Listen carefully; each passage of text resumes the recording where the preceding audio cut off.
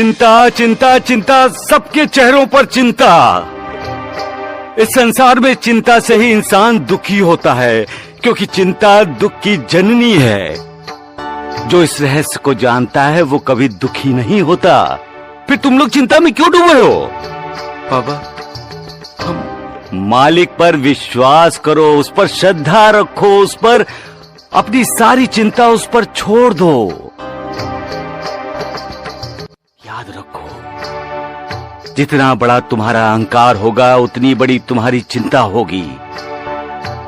ये मेरा है, वो मेरा है, जब तक ये भावना दिल में जागती रहेगी तुम फिक्रमंद रहोगे ही रहोगे। अहंकार त्याग दो, उस मालिक पर निर्भर रहो।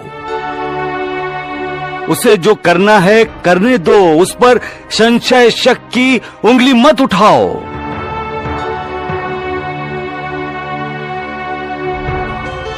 अपने शरीर को ही उसका मंदिर बनाओ। भूल जाओ अपने आप को, फिर चिंता तुम्हें तंग नहीं करेगी। एक समय की बात है, एक साधु गांव के कुछ लोगों के साथ नदी पार करने के लिए नाव में बैठा था। यकायक तूफान आया, नाव डोलने लगी। सब डर गए, चीखना चिल्लाना शुरू हो गया। लेकिन साधु शांत था। वो मुस्कुराता हुआ उस तूफान का मजा ले रहा था। सब लोग उसे देखकर हैरान थे। एक ने तो पूछ ही लिया, यहां जिंदगी खतरे में है और आप हंस रहे हैं? साधु बोला, अगर हम रोएं तो क्या जिंदगी बच जाएगी? सभी चुप हो गए। एक बोला, कमाल करते हैं आप, हम डूबने वाले हैं। साधु ने कहा, अगर ईश्वर यही चाहता है तो ही हम डूबेंगे, वरना नहीं, क्योंकि इस दुनिया में उसने हमें भेजा है। हम अपनी मर्जी से नहीं आए हैं, अब जाएंगे तो उसी की मर्जी से। सभी चुप हो गए। तब साधु ने कहा, कर्ता करने वाला वही है, फिर हम चिंता क्यों करें? उस पर विश्वास करो, वो कभी किसी का बुरा नहीं करता, और वो जो करता है उसके पीछे भी सबका भला छिपा होता है।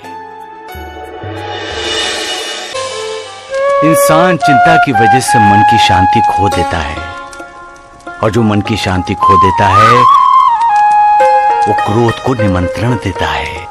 लेकिन बाबा, हम लोग निश्चिंत कैसे रह सकते हैं? निश्चिंत तब हो सकते हो तात्या, जब तुम्हारा विश्वास बुलंद हो। विश्वास किस पर बाबा? अपने आप पर तात्या। जिसका अपने आप पर विश्वास नहीं, वो मालिक पर विश्वास कैसे करेगा? जब इंसान को विश्वास हो जाता है कि वो ये काम कर सकता है, तभी वो कार्य करता है। उसके लिए कुछ मुश्किल नहीं है। जब ये एहसास उसे हो जाता है, वो चिंता से मुक्त हो जाता है।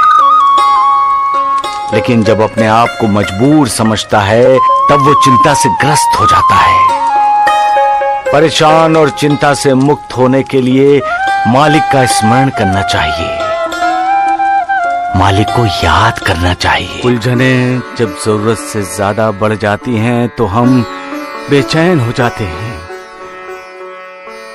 हमारे लिए दुनिया का एक दरवाजा भी जब बंद होता है तो हमारी फिक्र शुरू हो जाती है। जब हमारे अपने हमारी तरफ पीठ कर लेते हैं तो हमें दुख होता है। हम अपने आप को अपमानित मानते हैं। जिंदगी में हमें बहुत से शुभ चिंतक मिलते हैं, लेकिन उनसे भी ज्यादा मिलते हैं अशुभ चिंतक। हमारा बुरा सोचने वाले। हमारा बुरा चाहने वाले, जो हमारी खुशियां छीन लेते हैं। हम हर पल ये सोचते रहते हैं कि आखिर हमने उनका क्या बुरा किया है।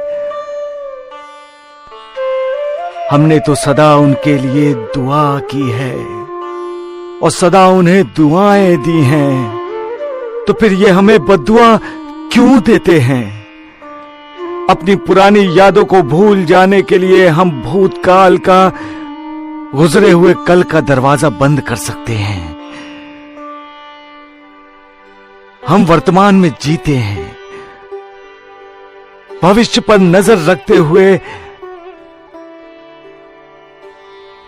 लेकिन जब कोई हमारे भविष्य का भी दरवाजा बंद कर देता है तो हमारा ध्यान बिखर जाता है। किसी एक चीज पर हमारा ध्यान नहीं रहता।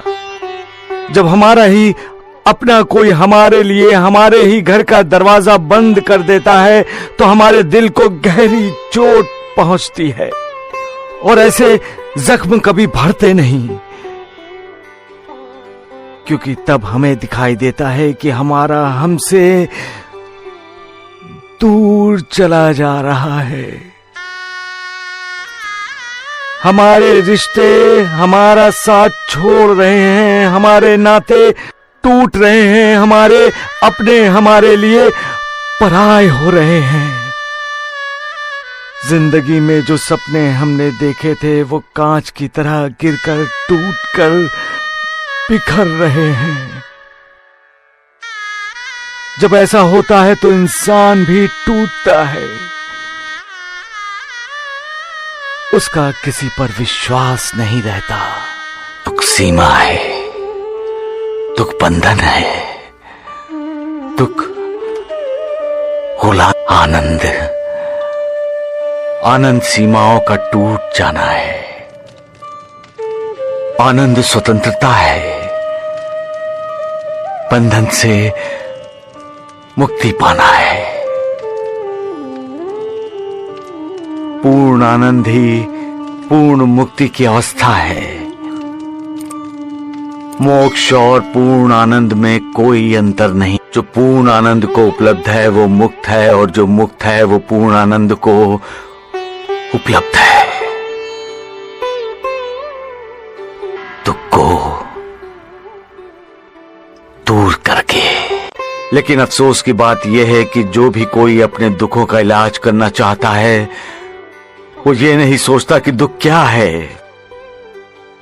दुख क्या है ये बिना सोचे जो दुख दूर करने का उपाय करता है वो कभी दुख दूर नहीं कर पाता, क्योंकि